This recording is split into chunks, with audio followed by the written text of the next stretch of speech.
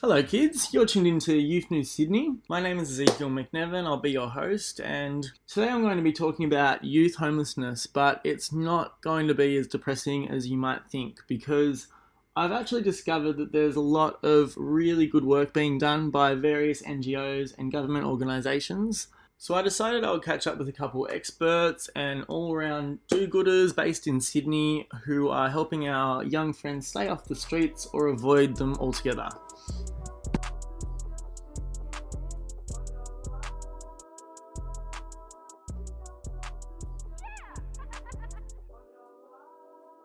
I mean, early intervention is absolutely massive. I suppose the number one thing is when you can intervene early, it stops the amount of trauma that people have to go through and the kind of lows that people need to get to before change happens.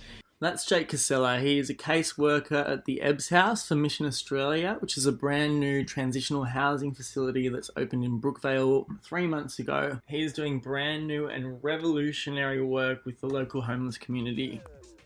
The Ute really only used to be support for people when they were already really down and out, potentially on the streets or something like that. And the whole idea for early intervention is to get in there early, support people when we see that there's an issue coming. They work very closely with schools and school counsellors and community organisations.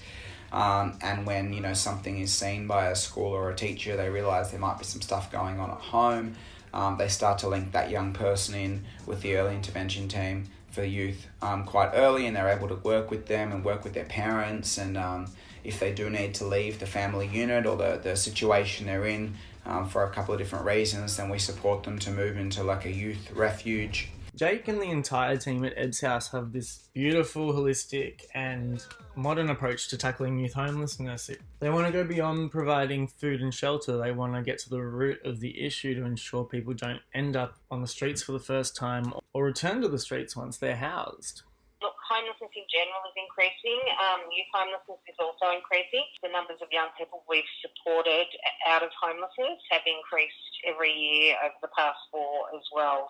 That's Cindy Peterson. She's the Executive Officer of Launchpad Youth Community in the CBD of Sydney. It is probably one of the busiest organisations addressing youth homelessness in Australia because it's centred right in the middle of Sydney CBD where the housing crisis hit hardest.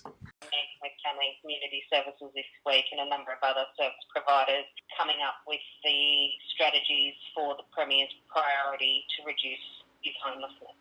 I don't know how much input as a sector we had in that, say, 10 years ago. For an often sad and quite grim topic, this has been quite a good day to talk about it because it looks like we're actually getting somewhere. Thanks so much for tuning in. See you next time.